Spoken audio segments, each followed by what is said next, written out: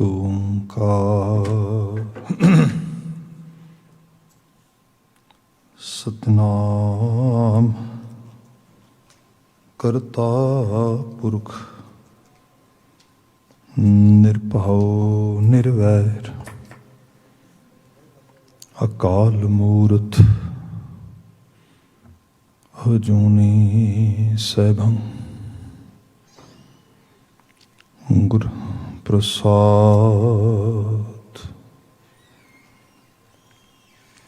ਤੋ ਸੋ ਨਾਥ ਅਨਾਥ ਨਮੋ ਸਰ ਤੋ ਸੋ ਨ ਦਾਨੀ ਨਮੋ ਸੋ ਭਿਖਾਰੀ ਮੋਸੋ ਨ ਦੀਨ ਦਇਆਲ ਨ ਤੋਸਰ ਮੋਸੋ ਅਗਿਆਨ ਨਾ ਤੋਸੋ ਵਿਚਾਰੀ ਮੋਸੋ ਨ ਪਤਿਤ ਨਾ ਪਾਵਨ ਤੋਸਰ ਮੋਸੋ ਵਿਕਾਰੀ ਨਾ ਤੋਸੋ ਉਪਕਾਰੀ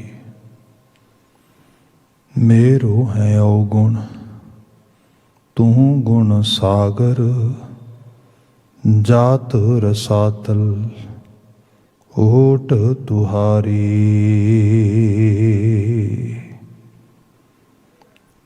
ਸਤਿਨਾਮ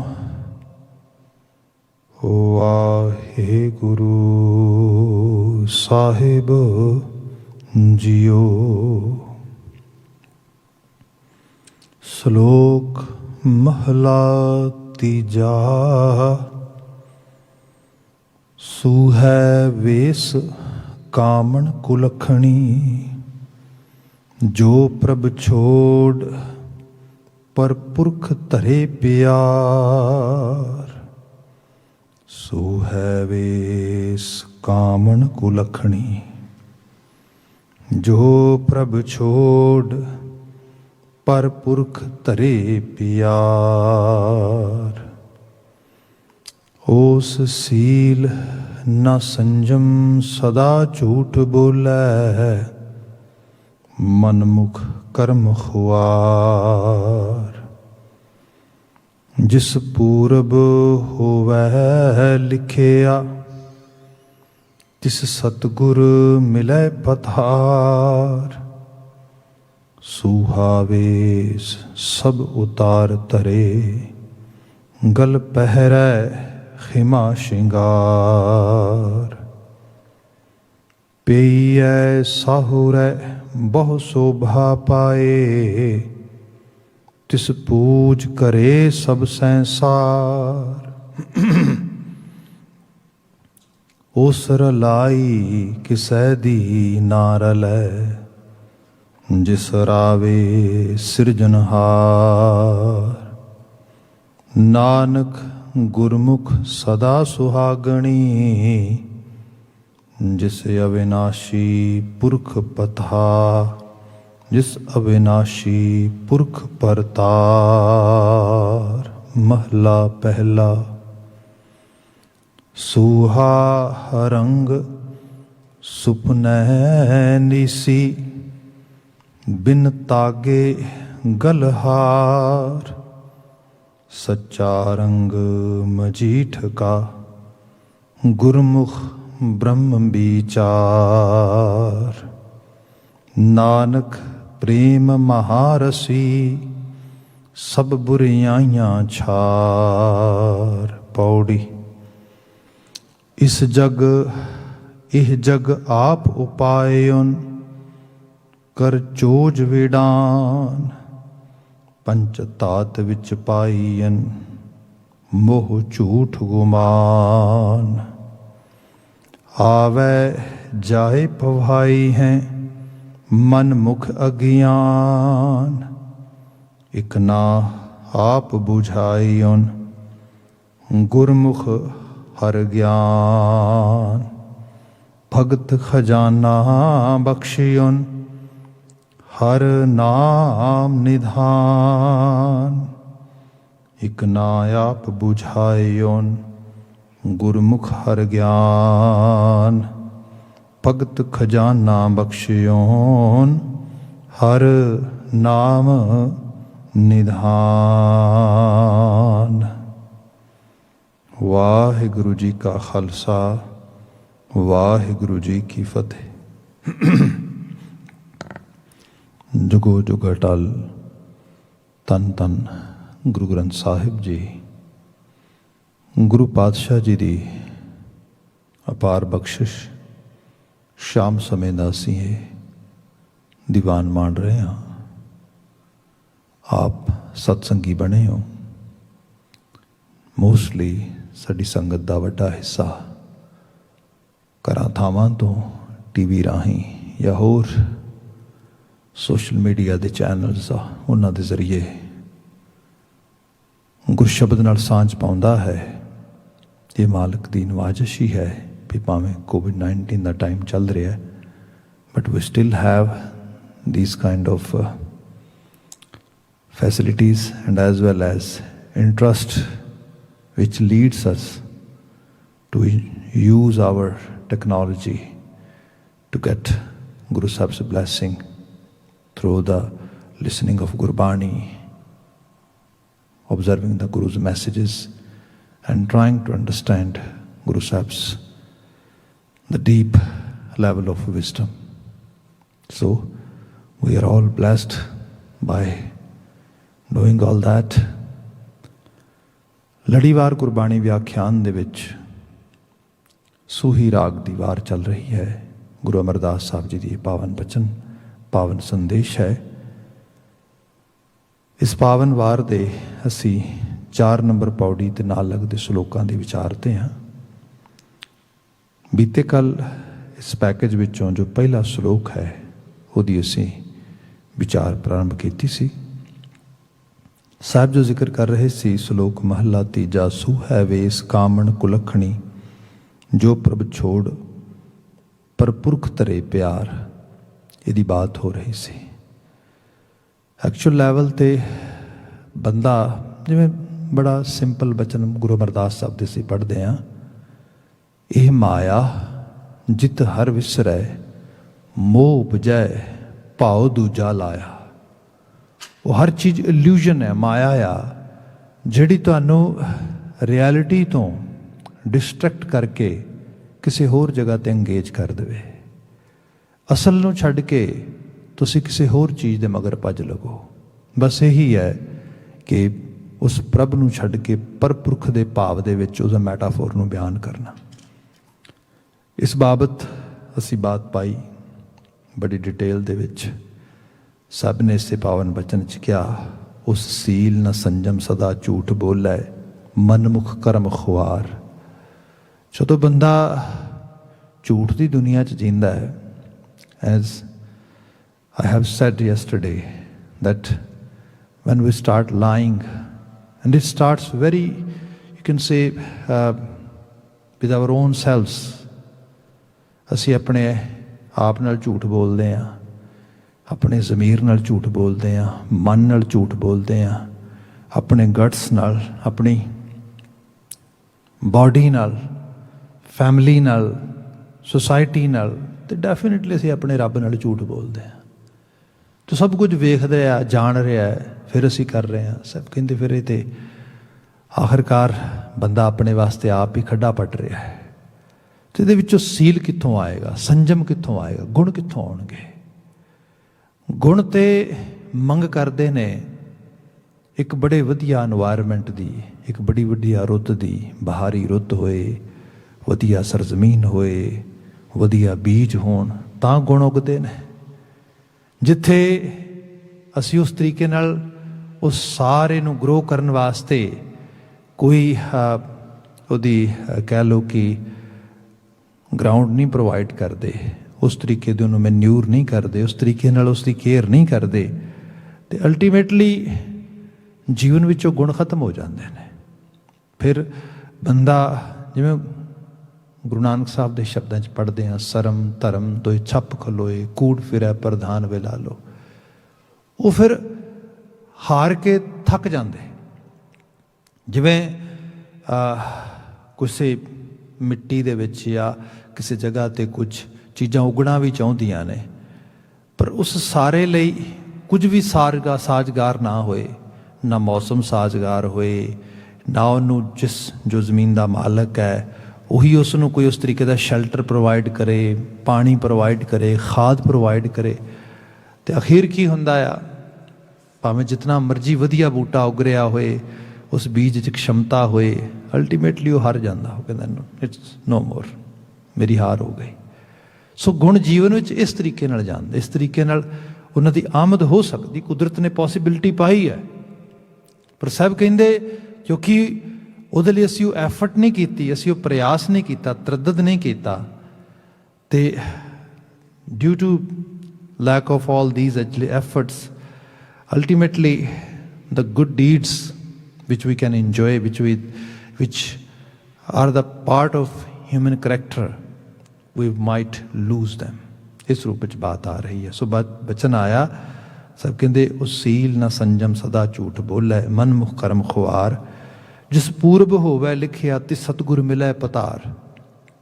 ਹਰ ਇੱਕ ਨਾਲ ਐਵੇਂ ਨਹੀਂ ਹੁੰਦਾ, ਕੋਈ ਪੁਰਬਲਾ ਸੰਸਕਾਰ ਜ਼ੋਰ ਪਾ ਜਾਏ, ਕਿਉਂਕਿ ਸਾਡੇ ਅੰਦਰ ਕੁਦਰਤ ਨੇ, ਬਾਣੀ ਕਹਿੰਦੀ ਹੈ ਜਨਮਾਂ ਜਨਮਾਂਤਰਾਂ ਦੇ ਬੀਜ ਬੀਜੇ ਨੇ, ਜਨਮਾਂ ਜਨਮਾਂਤਰਾਂ ਦਾ ਫਲ ਸਾਨੂੰ ਖਿਆਲਾਂ, ਸੋਚਾਂ, ਸਮਝਾਂ ਦੇ ਵਿੱਚ ਪਾਇਆ ਹੈਗਾ।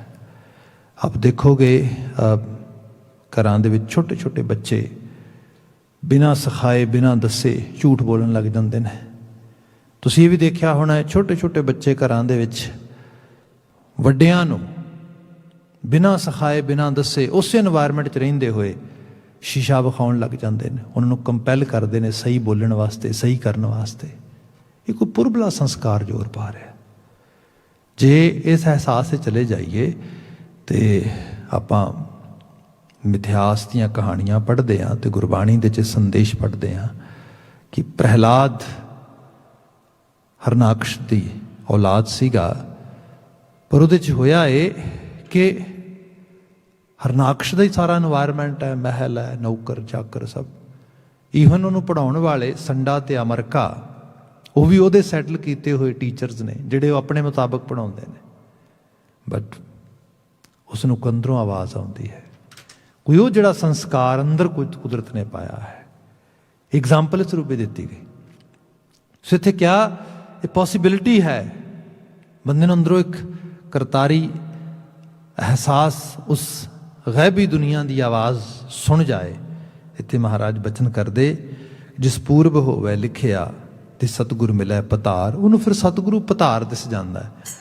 ਸਿਆਣੇ ਲੋਕਾਂ ਨੇ ਬਾਤ ਕਹੀ, ਉਹ ਕਹਿੰਦੇ ਬੰਦੇ ਦੇ ਕੋਲ ਅਕਲ ਹੋਏ ਥੋੜ੍ਹੀ ਜਿਹੀ, ਬੰਦਾ ਬਾਹਰੋਂ ਵੀ ਮੰਗ ਲਿਆਉਂਦਾ, ਖਰੀਦ ਲਿਆਉਂਦਾ, ਲੈ ਲੈਂਦਾ ਆ। ਸਕੂਲ, ਵਿਦਿਆਲੇ, ਅਦਾਰੇ, ਇੰਸਟੀਟਿਊਸ਼ਨਸ ਅਕਲ ਹੀ ਵੇਚਦੇ ਨੇ, ਪਰ ਉਹਨਾਂ ਦੇ ਖਰੀਦਦਾਰ ਕੌਣ ਨੇ? ਜਿਨ੍ਹਾਂ ਦੇ ਕੋਲ ਅਕਲ ਹੈ। ਜਿਨ੍ਹਾਂ ਦੇ ਕੋਲ ਅਕਲ ਨਹੀਂ, ਉਹ ਭਾਵੇਂ ਖੁੱਲ੍ਹੇ ਰਹਿਣ, ਉੱਥੇ ਕੌਣ ਖਰੀਦਦਾ ਹੈ? ਅੱਜ ਆਪਾਂ ਜੇ ਨਾਰਥ ਅਮੈਰੀਕਨ ਸਿਸਟਮ ਵਿੱਚ ਦੇਖਦੇ ਹਾਂ, ਦੁਨੀਆ ਦੀਆਂ ਬੈਸਟ ਯੂਨੀਵਰਸਿਟੀਜ਼ ਇੱਥੇ ਨੇ, ਪਰ ਇਹਦਾ ਬੈਨੀਫਿਟ ਨਾਰਥ ਅਮੈਰੀਕਨ ਜਿਹੜੇ ਬੋਰਨ ਬ੍ਰੌਟ ਅਪ ਕਿਡਸ ਨੇ ਇਹ ਚੁੱਕਦੇ ਨੇ। ਹਾਂ, ਚੁੱਕਦੇ ਨੇ, ਪਰ ਬਹੁਤ ਵੱਡੀ ਗਿਣਤੀ ਨਹੀਂ ਹੈ। ਵੱਡੀ ਗਿਣਤੀ ਕੌਣ ਹੈ? ਜਿਹੜੇ ਇੰਟਰਨੈਸ਼ਨਲ ਸਾਈਡ ਤੋਂ ਇੱਥੇ ਆਉਂਦੇ ਨੇ ਲੋਕ। ਇੱਥੇ ਪਤਾ ਲੱਗਦਾ ਹੈ ਕਿ ਅਸਲ ਦੇ ਵਿੱਚ ਅਕਲ ਲੈਣ ਵਾਸਤੇ ਵੀ ਅਕਲ ਚਾਹੀਦੀ ਹੈ। ਇੱਥੇ ਜਿਹੜਾ ਜ਼ਿਕਰ ਆਇਆ, ਇਹ ਰੂਹਾਨੀ ਤੌਰ 'ਤੇ ਬਾਤ ਹੋ ਰਹੀ ਹੈ।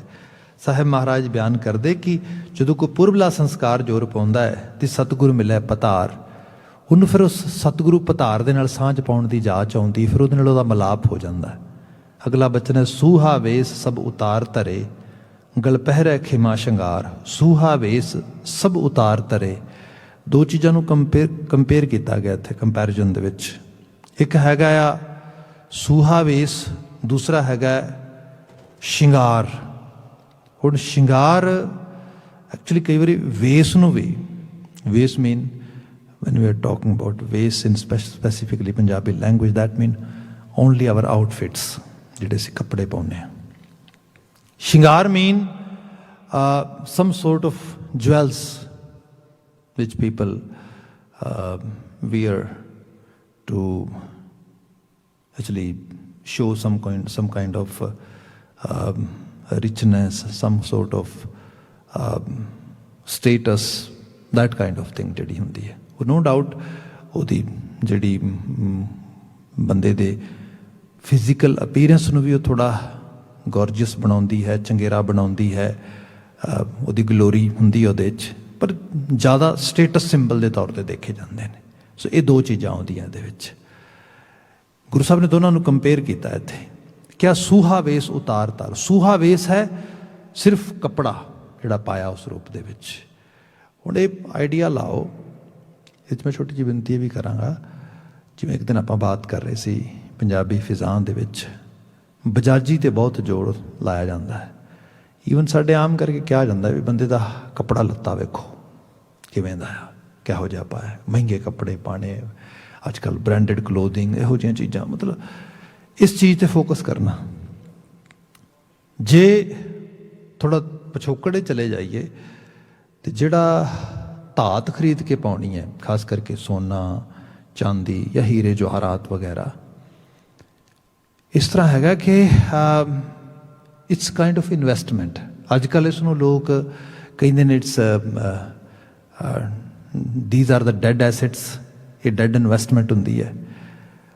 ਪਰ ਲੌਂਗ ਰਨ ਵਿੱਚ ਦੇਖਿਆ ਜਾਏ ਤੇ ਜੇ 20 ਸਾਲ ਪਿੱਛੇ ਲੈ ਜਾਓਗੇ, ਜਿਵੇਂ ਇੰਡੀਆ 'ਚ ਕਿਸਾਨੀ ਦਾ ਸਾਰਾ ਸੰਘਰਸ਼ ਵਗੈਰਾ ਚੱਲ ਰਿਹਾ ਹੈਗਾ, ਉਹਦੇ ਵਾਸਤੇ ਇੱਕ ਬੜੇ ਬਹੁਤ ਹੀ ਸਾਦੇ ਜਿਹੇ, ਬਹੁਤੇ ਨਾ ਪੜ੍ਹੇ ਲਿਖੇ ਹੋਏ ਕਿਸਾਨ ਲੀਡਰ ਕੋਲੋਂ ਇੱਕ ਜਰਨਲਿਸਟ ਪੁੱਛਦਾ ਆ ਕਿ ਤੁਸੀਂ ਕਹਿੰਦੇ ਹੋ ਕਿ ਤੁਹਾਨੂੰ ਕਿਸਾਨੀ ਵਿੱਚ ਬੜਾ ਨੁਕਸਾਨ ਹੋਇਆ, ਸਭ ਕੁਝ ਇਸ ਤਰੀਕੇ ਦੇ ਨਾਲ, ਤੁਸੀਂ ਦੱਸੋਗੇ ਕੀ ਨੁਕਸਾਨ ਹੋਇਆ? ਤੁਹਾਡੀਆਂ ਤਾਂ ਫਸਲਾਂ ਦੇ ਬੜੇ ਰੇਟ ਵੱਧ ਗਏ ਨੇ, ਤੁਹਾਨੂੰ ਤਾਂ ਇਸ ਕਿਸਮ ਦੀ ਬਾਤ ਹੋਈ। ਉਹਨੇ ਫਿਰ ਕੰਪੈਰੀਜ਼ਨ ਕੀਤਾ। ਉਹ ਕਹਿੰਦਾ ਮੈਂ ਤੈਨੂੰ ਲਿਖਤ ਵਿੱਚ ਇਹ ਗੱਲ ਵਿਖਾ ਦਿੰਦਾ ਸਾਰੀ। ਮੇਰਾ, ਉਹ ਆਪ ਏਜਡ ਹੈ ਕਾਫੀ, ਕਹਿੰਦਾ ਮੇਰਾ ਦਾਦਾ ਜਦੋਂ ਖੇਤੀ ਕਰਦਾ ਸੀਗਾ ਅਤੇ ਉਸ ਖੇਤੀ ਦੇ ਵਿੱਚ ਇਹ ਹੁੰਦਾ ਸੀਗਾ ਕਿ 3 ਮਣ ਅਰਾਊਂਡ 120 kg, 3 ਮਣ ਕਣਕ ਦੇ ਬਦਲੇ ਦੇ ਵਿੱਚ, ਮਤਲਬ ਐਕਸਚੇਂਜ ਕਰਨ ਦੇ ਵਿੱਚ 1 ਤੋਲਾ ਸੋਨਾ ਆ ਜਾਂਦਾ ਸੀਗਾ। ਸੋ ਅਰਾਊਂਡ ਇਹ ਵੈਲਿਊ ਸੀਗੀ ਉਹਦੀ। ਅੱਜ ਜਿਹੋ ਜਿਹੇ ਬਾਜ਼ਾਰ ਦੇ ਹਾਲਾਤ ਨੇ, ਮੈਂ ਤੈਨੂੰ I can provide you 120 kg wheat. Are you able to provide me actually I think 10 grams of gold in the exchange of that wheat? ਮੈਂ ਤੈਨੂੰ 3 ਮਣ ਕਣਕ ਪ੍ਰੋਵਾਈਡ ਕਰ ਦਿੰਦਾ ਤਾਂ ਉਹਦੇ ਬਦਲੇ 'ਚ ਮੈਨੂੰ 1 ਤੋਲਾ ਸੋਨਾ ਦਵਾ ਦੇਗਾ। ਆਹ ਫਰਕ ਪੈ ਗਿਆ। ਸਿੱਧਾ ਮਤਲਬ ਇਹ ਹੈ ਲੌਂਗ ਰਨ ਦੇ ਵਿੱਚ ਇਹ ਧਾਤਾਂ ਮਹਿੰਗੀਆਂ ਹੋਈਆਂ। ਸੋ ਇਹੀ ਇਨਵੈਸਟਮੈਂਟ ਹੁੰਦੀ ਸੀ। ਅੱਜ ਡਿਫਰੈਂਟ ਵੇ ਨਾਲ ਸੁਸਾਇਟੀ ਕੰਮ ਕਰਦੀ ਉਸ ਰੂਪ ਦੇ ਵਿੱਚ। ਕੋਈ ਬੈਂਕਿੰਗ ਨਹੀਂ ਸੀ ਹੁੰਦੀ। ਜ਼ਮੀਨਾਂ ਇਹ ਤਾਂ ਗੋਰਿਆਂ ਦੇ ਆਉਣ ਤੋਂ ਬਾਅਦ ਇਹਨਾਂ ਦੀ ਰਜਿਸਟਰੀ ਸ਼ੁਰੂ ਹੋਈ, ਇਹਨਾਂ ਦੀ ਇਹ ਟਰਾਂਸਫਰ ਹੋਣੀਆਂ ਸ਼ੁਰੂ ਹੋਈਆਂ। ਅਦਰਵਾਈਜ਼ ਜ਼ਮੀਨਾਂ ਦਾ ਵੱਧ ਤੋਂ ਵੱਧ ਪਟਾ ਹੁੰਦਾ ਸੀ, ਅਤੇ ਪਟਾ ਵੀ 99 ਸਾਲਾ ਹੁੰਦਾ ਸੀ ਇਸ ਰੂਪ ਦੇ ਵਿੱਚ। ਮਲਕੀਅਤ ਦਾ ਸੰਕਲਪ ਜਿਹੜਾ ਬਦਲਿਆ, ਉਸ ਸਰਦਾਰ ਬੰਦਾ ਸਿੰਘ ਬਹਾਦਰ ਨੇ ਬਦਲਿਆ। ਉਸਨੇ ਕਿਹਾ ਵੀ ਹਲ ਵਾਹਕ ਦੀ ਜ਼ਮੀਨ ਹੈ, ਅਦਰਵਾਈਜ਼ ਜ਼ਮੀਨ ਜ਼ਗੀਰਦਾਰ ਦੀ ਹੁੰਦੀ ਸੀ, ਲੋਕੀ ਮਜਾਰੇ ਹੁੰਦੇ ਸੀ। ਸੋ ਇਸ ਕਿਸਮ ਦਾ ਕੌਨਸੈਪਟ ਸੀ ਸਾਰੇ ਦਾ ਸਾਰਾ। ਜਿਹੜੀ ਚੀਜ਼ ਬੰਦੇ ਦੇ ਕੋਲ ਹੁੰਦੀ ਸੀ ਉਹ ਤੇ ਸੀਗਾ ਗਹਿਣਾ। ਲੋਕੀ ਕਹਿੰਦੇ ਹੁੰਦੇ ਸੀ ਵੀ ਗਹਿਣਾ ਗੱਟਾ ਕੀ ਹੈ, ਇਹ ਦੇਖੋ, ਇਹੀ ਅਸਲ 'ਚ ਦੌਲਤ ਹੈ, ਇਹੀ ਸਭ ਤੋਂ ਵੱਡੀ ਚੀਜ਼ ਹੈ। ਤੇ ਗਹਿਣੇ ਦਾ ਮਤਲਬ ਵੀ ਹੁੰਦਾ ਸੀ ਜਿਸ ਚੀਜ਼ ਨੂੰ ਤੁਸੀਂ ਕਿਸੇ ਸਮੇਂ ਵੀ ਜਾ ਕੇ ਕਿਤੇ ਵੀ ਸੈੱਲ ਕਰ ਲਓ, ਮਤਲਬ ਕਿਸੇ ਨੂੰ ਦਿਖਾ ਕੇ ਉਹਦੇ ਇਵਜ ਵਿੱਚ ਰਾਈਟ ਵੇ ਅਮਾਊਂਟ ਲੈ ਲਵੋ। ਅੱਜ ਦੀ ਦੁਨੀਆ ਬਦਲਦੀ ਦੁਨੀਆ ਦੇ ਚੀਜ਼ਾਂ ਬਹੁਤ ਸਾਰੀਆਂ ਬਦਲੀਆਂ ਨੇ। ਲੋਕੀ ਕਹਿੰਦੇ ਹੁੰਦੇ ਸੀਗੇ ਸਰਕਾਰਾਂ ਦੇ ਕੋਲ ਜਿੰਨਾ ਸੋਨਾ ਹੁੰਦਾ ਉਹਨੇ ਨੋਟ ਛਾਪ ਸਕਦੀਆਂ ਨੇ, ਹਾਲਾਂਕਿ ਟਰੂ ਨਹੀਂ ਹੈਗਾ। ਐਕਚੁਅਲ ਲੈਵਲ 'ਤੇ ਇਹ ਜਸਟ ਸਾਡੇ ਅੰਡਰਸਟੈਂਡਿੰਗ ਵਾਸਤੇ ਚੀਜ਼ਾਂ ਬਣਾਈਆਂ ਗਈਆਂ ਸੀਗੀਆਂ। ਸਰਕਾਰਾਂ ਐਸੈਟਸ ਦੇ ਇੱਕ ਵੈਲੂਏਸ਼ਨ ਕਰਦੀਆਂ ਨੇ, ਇਕੋਨਮੀ ਦੀ ਪਾਲਿਸੀ ਟੋਟਲੀ ਡਿਫਰੈਂਟ ਚੱਲਦੀ ਹੈ, ਪਰ ਇਸ ਤਰੀਕੇ ਦੀ ਬਾਤ ਕੀਤੀ ਜਾਂਦੀ ਸੀਗੀ। ਖੈਰ, ਜਿਹੜੀ ਬੇਨਤੀ ਕਰ ਰਿਹਾ ਸੀਗਾ ਕਿ ਜਿਹੜਾ ਗਹਿਣਾ ਹੈ, ਜਿਹੜੇ ਸ਼ਿੰਗਾਰ ਦੇ ਇਹਦੇ ਸ਼ਿੰਗਾਰ ਵਿੱਚ ਪਲੇ ਕਰਨ ਵਾਲੀਆਂ ਚੀਜ਼ਾਂ ਹੁੰਦੀਆਂ ਨੇ, ਜਿਹਨਾਂ ਨੂੰ ਅਸੀਂ ਜੁਐਲ ਪੀਸਿਸ ਕਹਿੰਦੇ ਹਾਂ, ਇਹਨਾਂ ਨੂੰ ਲੋਕੀ ਕਈ ਵਾਰੀ ਸਿਕਿਉਰਿਟੀ ਦੇ ਤੌਰ 'ਤੇ ਵੀ ਦੇਖਦੇ ਸੀਗੇ, ਇਹਨਾਂ ਨੂੰ ਐਸਟ ਦੇ ਤੌਰ 'ਤੇ ਦੇਖਦੇ ਸੀਗੇ। ਮੇਰੇ ਇੱਕ ਸੱਜਣ ਹੈਗੇ ਨੇ ਕੈਲੀਫੋਰਨੀਆ ਦੇ ਵਿੱਚ, ਅਤੇ उन्होंने किते बाई चांस वैसे असीं बैठे गल्लां बातां हो रही साड़ियां किसी एवं परिवारक सैटिंग दे विच, ते उन्होंने जो है एक रिंग पाई गोल्ड की अपने हाथ के उत्ते। तो गलबात हुई तो कोई कहता ये जर्म्स बहुत कैरी करती है नो, जैल पीस नहीं पाना चाहिए क्योंकि थले बैक्टीरिया जनरेट हो जाता तो फिर बीमारी फैलती, यहो जी गल्लां हुई। वो कहना हाँ नो डाउट मैं सफाई करदा इस तरीके ना, पर कहना पाना जरूर हाँ। तो फिर उन्हें कहानी सुनाई, कहता मैं तुहानूं दसदा भी एक्चुअली ये मेरी उंगली दे सोने की जी अंगूठी है किवें आई। कहता भी साडे फादर साहब असी पटियाले तो हाँ, तो वो बहुत काफ़ी पुरानी बात होनी, हुण इत्थे मैं उम्र हो गई, बजुर्ग हो गए। कहते भी वो अमृतसर गए, तो अमृतसर गए तो किसी काम से सोचा दरबार साहब भी हो के आवांगा, सारी गलबात।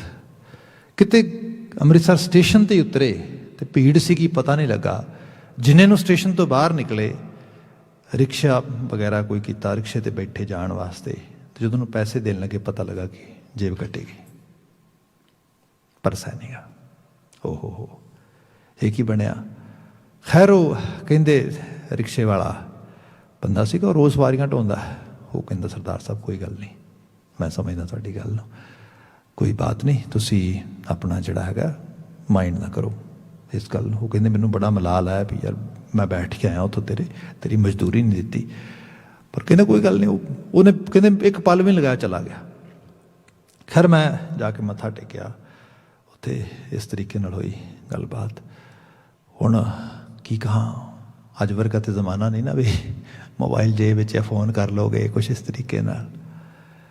खैर कहते हौसला जा करके ना मैं किसी नाल बात की माड़ी जी, उन्हें मेरे वाल बड़े ध्यान नाल देखा, कहने लगा मेरे वाल देख के कहता तेरे कोल तो कुछ भी नहीं गहने रखने वास्ते।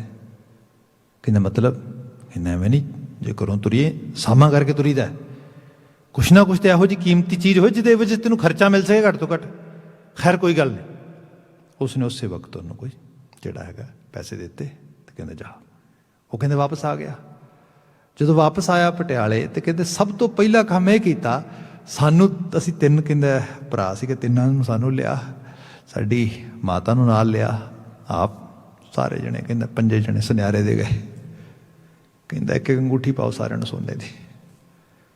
उन्हें दसिया आखिरकार ये ऐसी चीज़ है एटलीस्ट हाथ तो कोई उतारेगा कुछ करेगा पता तो लगेगा, जे ओहो जी कोई भीड़ बन गई किते बन गया, तुहाडे कोल एक चीज़ होएगी तुसीं जिहनूं उतार के यूज़ कर सकोगे।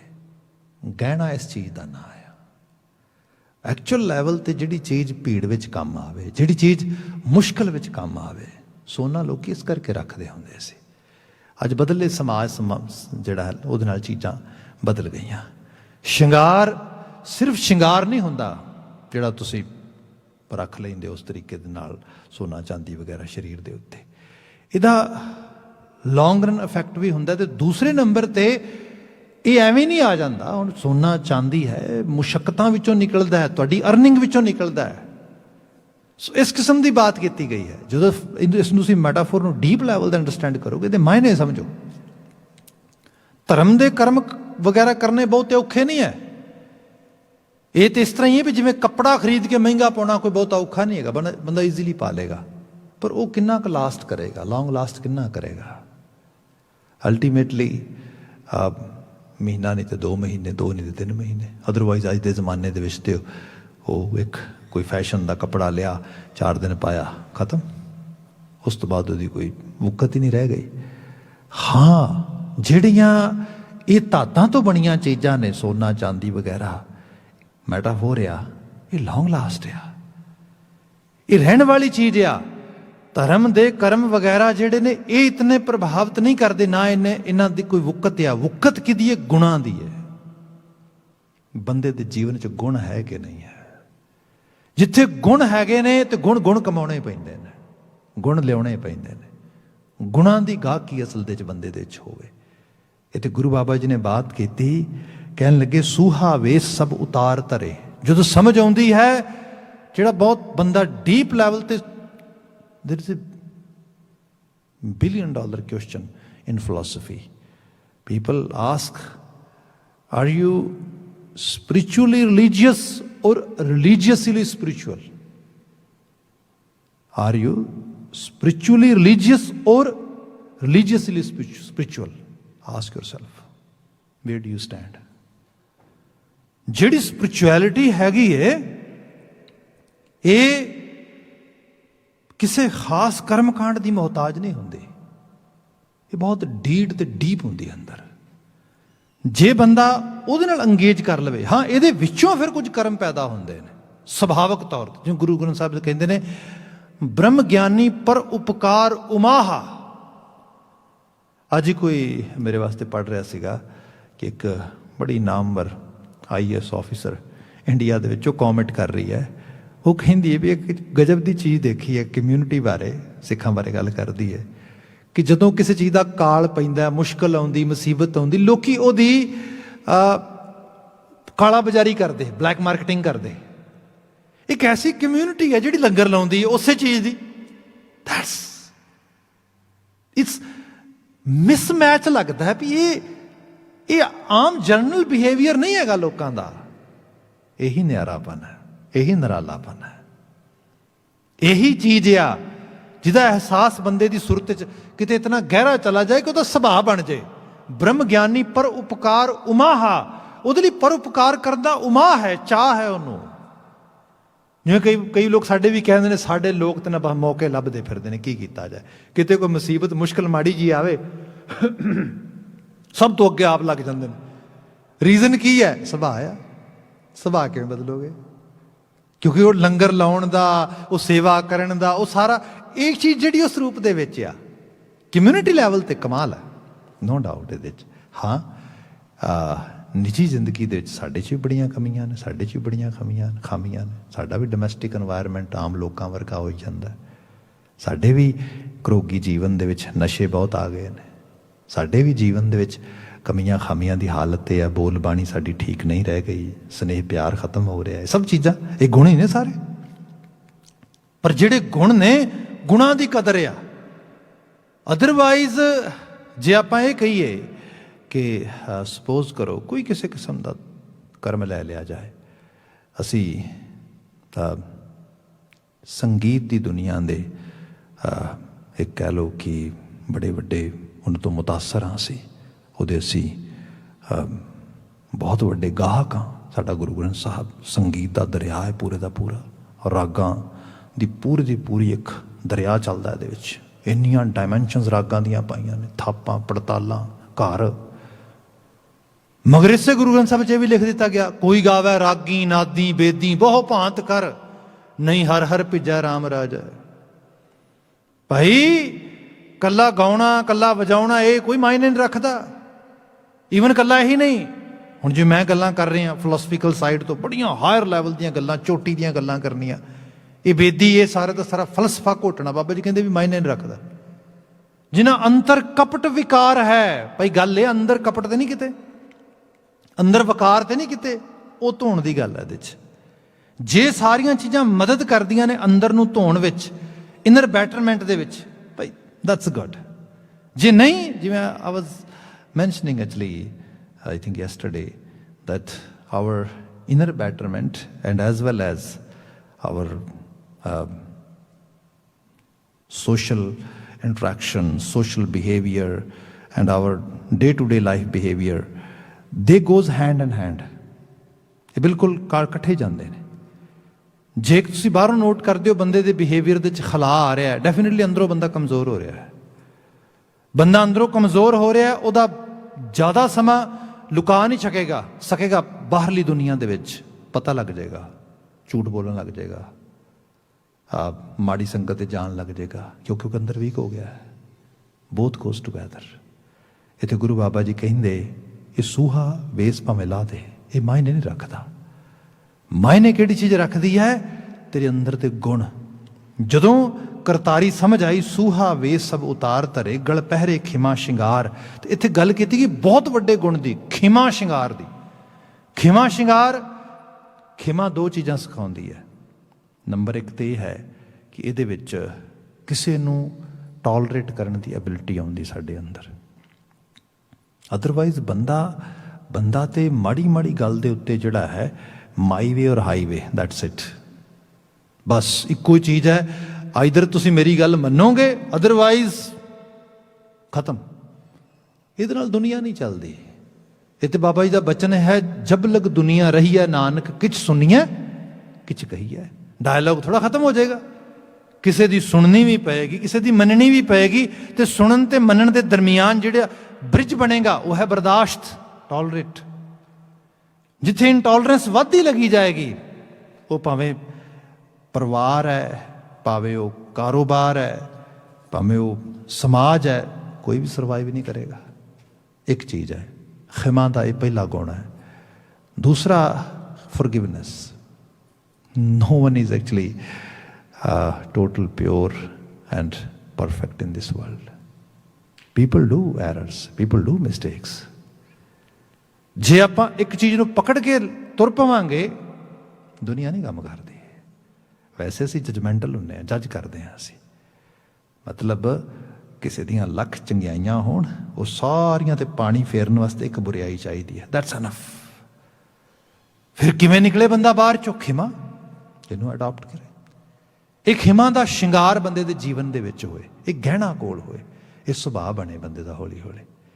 ਜੇ ਚੀਜ਼ ਨਾ ਹੋਏਗੀ, ਨਹੀਂ ਸਮਾਜ ਚੱਲੇਗਾ, ਨਹੀਂ ਪਰਿਵਾਰ ਚੱਲੇਗਾ। ਤੇ ਰੱਬ ਤੇ ਸਾਡੇ ਸਾਰਿਆਂ ਦੇ ਵਿੱਚ ਹੀ ਵਸਦਾ। ਜਿਹੜੇ ਸਮਾਜ ਨੂੰ ਛੱਡ ਕੇ, ਪਰਿਵਾਰ ਨੂੰ ਛੱਡ ਕੇ ਰੱਬ ਲੱਭਣ ਗਏ, ਬਾਬਾ ਜੀ ਨੇ ਤੇ ਬਚਨ ਕਿਹਾ, ਕਾਹੇ ਰੇ ਬਨ ਖੋਜਨ ਜਾਹੀ ਸਰਬ ਨਿਵਾਸੀ ਸਦਾ ਅਲੇਪਾ ਤੋਹੀ ਸੰਗ ਸਮਾਹੀ। ਕਿਤੇ ਭਟਕਦੇ ਫਿਰਦੇ ਜੰਗਲਾਂ ਬੇਲਿਆਂ 'ਚ। ਫਰੀਦਾ ਜੰਗਲ ਜੰਗਲ ਕਿਆ ਭਵੇਂ ਵਣ ਕੰਢਾ ਮੋੜ ਹੈ, ਵਸੀ ਰੱਬ ਹਰਿਆਲੀ ਹੈ। ਜਿੱਥੇ ਰੱਬ ਵਸ ਰਿਹਾ ਬਸਤੀ ਦੇ ਵਿੱਚ, ਉਹ ਤੇ ਛੱਡ ਆਇਆ ਤੂੰ। ਇੱਥੇ ਰੱਬ ਕਿੱਥੇ ਲੱਭਦਾ ਹੈ? ਰੱਬ ਤੇ ਲੱਭਣਾ ਹੈ ਤੇਰੇ ਤੇ ਤੇਰੇ ਵਰਗਿਆਂ ਦੇ ਵਿੱਚ। ਉਹ ਤਾਂ ਲੱਭੇਗਾ ਜੇ ਗੁਣ ਹੋਏਗਾ ਕੋਲ। ਸੋ ਗੁਰੂ ਸਾਹਿਬ ਨੇ ਬਾਤ ਕੀਤੀ, ਪਹਿਰੇ ਖਿਮਾ ਸ਼ਿੰਗਾਰ, ਪਈਐ ਸਹੁਰੈ ਬਹੁ ਸੋਭਾ ਪਾਏ। ਕੀ ਪੇਕਾ ਕਰ ਤੇ ਕੀ ਸਹੁਰਾ ਕਰ, ਕੀ ਲੋਕ ਤੇ ਕੀ ਪਰਲੋਕ, ਫਿਰ ਸੋਭਾ ਹੈ। ਜਦੋਂ ਬੰਦੇ ਦੇ ਜੀਵਨ ਦੇ ਵਿੱਚ ਚੰਗਿਆਈਆਂ, ਗੁਣ ਤੇ ਵਡਿਆਈਆਂ ਆਉਣਗੀਆਂ ਨਾ, ਜਿਹਨੂੰ ਗੁਰੂ ਸਾਹਿਬ ਨੇ ਕਿਹਾ ਸੀਗਾ, ਸੱਚੇ ਮਾਰਗ ਚੱਲਦਿਆਂ ਉਸਤਤ ਕਰੇ ਜਹਾਨ। ਭਈ ਕਹਿਣਾ ਪਏਗਾ ਵੀ ਇਹ ਵਡਿਆਈ ਹੈ, ਖੂਬੀ ਹੈ, ਗੁਣ ਹੈ। ਆਪਾਂ ਬਾਤ ਕਰੀਏ, ਨੋ ਡਾਊਟ ਬੀਇੰਗ ਏ ਕਮਿਊਨਿਟੀ ਸਾਡੇ 'ਚ ਕਮੀਆਂ ਖਾਮੀਆਂ ਇਹ ਨਹੀਂ ਹੈ, ਨਹੀਂ ਬਹੁਤ ਨੇ। ਐਡੀ ਵੱਡੀ ਕਮਿਊਨਿਟੀ, ਇੰਨੀ ਵੱਡੀ ਬਾਇੰਗ ਐਬਿਲਿਟੀ ਹੈ। ਇੱਕ ਆਪਣਾ ਇੰਟਰਨੈਸ਼ਨਲ ਲੈਵਲ ਦਾ ਕੋਈ ਅਸੀਂ ਨਿਊਜ਼ ਮੀਡੀਆ ਜਿਹੜਾ ਹਾਊਸ ਨਹੀਂ ਡਿਵੈਲਪ ਕਰ ਸਕੇ, ਛੋਟੀ ਗੱਲ ਥੋੜ੍ਹਾ ਹੈ, ਬੜੀ ਵੱਡੀ ਕਮੀ ਹੈ। ਇਹ ਦੁਨੀਆ ਜਿਹੜੀ ਦੋ ਚੀਜ਼ਾਂ ਤੇ ਚੱਲਦੀ, ਡੈਮੋਸਟ੍ਰੇਸ਼ਨ ਤੇ ਪਬਲਿਸਿਟੀ ਤੇ, ਤਾਂ ਹੀ ਲੋਕਾਂ ਦੇ ਓਪੀਨੀਅਨ ਬਣਦੇ ਨੇ। ਅਸੀਂ ਆਪਣੇ ਬਾਬਤ ਓਪੀਨੀਅਨ ਬਣਾਉਣ ਲਈ ਕੋਈ ਵੀ ਇਹੋ ਜਿਹਾ ਪਲੇਟਫਾਰਮ ਨਹੀਂ ਲਿਆਂਦਾ। ਇਸ ਕਰਕੇ ਜਿਹੜੀ ਮਰਜ਼ੀ ਹੁੰਦੀ ਉਹੋ ਜਿਹਾ ਰੰਗ ਦੇ ਦਿੰਦਾ ਸਾਨੂੰ, ਉਹੋ ਜਿਹੀ ਪੇਂਟ ਕਰਨੀ ਸ਼ੁਰੂ ਕਰ ਦਿੰਦਾ ਸਾਨੂੰ। ਤੇ ਅਸੀਂ ਮੁੜ ਕੇ ਸੋਸ਼ਲ ਮੀਡੀਆ ਕਰਕੇ ਥੋੜ੍ਹਾ ਬਹੁਤ ਅੱਜ ਦੀ ਦੁਨੀਆ 'ਚ ਹੈ, ਤੇ ਉੱਥੇ ਵੀ ਇਤਨੀ ਜ਼ਿਆਦਾ ਸਾਡੇ ਅੰਦਰ ਤੁਸੀਂ ਡਿਵਾਈਡ ਲੈਵਲ ਦੇਖੋਗੇ, ਤੁਸੀਂ ਕਹੋਗੇ ਆਹ ਕੀ ਬਣਿਆ ਪਿਆ। ਇੱਕ ਖਾਮੀ ਹੈ, ਕਮੀ ਹੈ, ਕੋਈ ਸ਼ੱਕ ਨਹੀਂ ਕੀਤਾ ਜਾ ਸਕਦਾ। ਪਰ ਜਦੋਂ ਗੁਣ ਆਉਂਦਾ ਹੈ, ਉਦੋਂ ਕਹਿਣਾ ਪਏਗਾ। ਅੱਜ ਵੀ ਲੋਕੀ ਦਿੱਲੀ 'ਚ ਹੀ ਕਹਿ ਰਹੇ ਲੋਕੀ, ਅੱਛਾ इन सिखों को 1984 में बहुत मारा, देखो आज फिर ये सेवा कर रहे हैं भाई, ये सब हो रहा है। की हो रहा है भाई? ये एक्शन लेवल ਤੇ ਗੱਲ ਇਹ ਹੈ, ਜਦੋਂ ਮਾਰਗ ਸਹੀ ਹੈ, ਜਦੋਂ ਕਰਮ ਸਹੀ ਹੈ, ਉਹਦੀ ਵਡਿਆਈ ਹੋਏਗੀ। ਕੀ ਲੋਕ, ਕੀ ਪਰਲੋਕ ਤੇ ਕੀ ਦੁਨੀਆ। ਗੁਰੂ ਬਾਬਾ ਜੀ ਨੇ ਬਾਤ ਕੀਤੀ, ਕਿਆ ਪਈਐ ਸਹੁਰੈ ਬਹੁ ਸੋਭਾ ਪਾਏ, ਤਿਸ ਪੂਜ ਕਰੇ ਸਭ ਸੰਸਾਰ। ਮਤਲਬ ਲੋਕੀ ਤੇਜ ਦੀ ਪੂਜਾ ਕਰਦੇ ਨੇ, ਦੇਵ ਦੀ ਪੂਜਾ ਕਰਦੇ ਨੇ, दैवी गुणां ਦੀ ਪੂਜਾ ਕਰਦੇ ਨੇ। ਤੇ ਜਦੋਂ ਬੰਦੇ ਦੇ ਜੀਵਨ ਦਾ ਹਿੱਸਾ दैवी ਗੁਣ ਹੋ ਜਾਣਗੇ, ਪੂਜਾ ਹੋ ਜਾਏਗੀ ਉਹਦੀ। ਕਿਉਂਕਿ ਦੇਵ ਨੂੰ ਤਾਂ ਸਭ ਕੋਈ ਪੂਜਦਾ ਨਾ, दैवी ਗੁਣ ਹੀ ਪੂਜੇ ਜਾਂਦੇ ਨੇ। Divine is actually part of worship. People do that, and once someone is able to attain that divine level, ਭਾਈ ਉਹ ਪੂਜਣ ਯੋਗ ਹੈ। ਫਿਰ गुरु बाबा जी ने बात कर दी कि पूज करे सब संसार, ਉਹ ਰਲਾਈ ਕਿਸੇ ਦੀ ਨਾ ਰਲੈ ਜਿਸ ਰਾਵੇ ਸਿਰਜਣਹਾਰ। ਜਿਹਨੂੰ ਸਿਰਜਣਹਾਰ ਨੇ ਆਪਣੇ ਗਲ ਲਾ ਲਿਆ ਨਾ, ਰਾਵ ਲਿਆ, ਉਹ ਫਿਰ ਕਿਸੇ ਹੋਰ 'ਚ ਜਾ ਕੇ ਨਹੀਂ ਰਲਦਾ, ਉਹ ਨਿਆਰਾ ਹੋ ਜਾਂਦਾ। ਇਹੀ ਨਿਆਰਾ ਖਾਲਸਾ ਹੈ, ਇਹੀ ਨਿਆਰਾਪਨ ਹੈ। ਇਹ ਗੁਰੂ ਅਮਰਦਾਸ ਸਾਹਿਬ ਦੀ ਬਾਤ ਕਰਦੇ ਇਸ ਰੂਪ ਦੇ ਵਿੱਚ।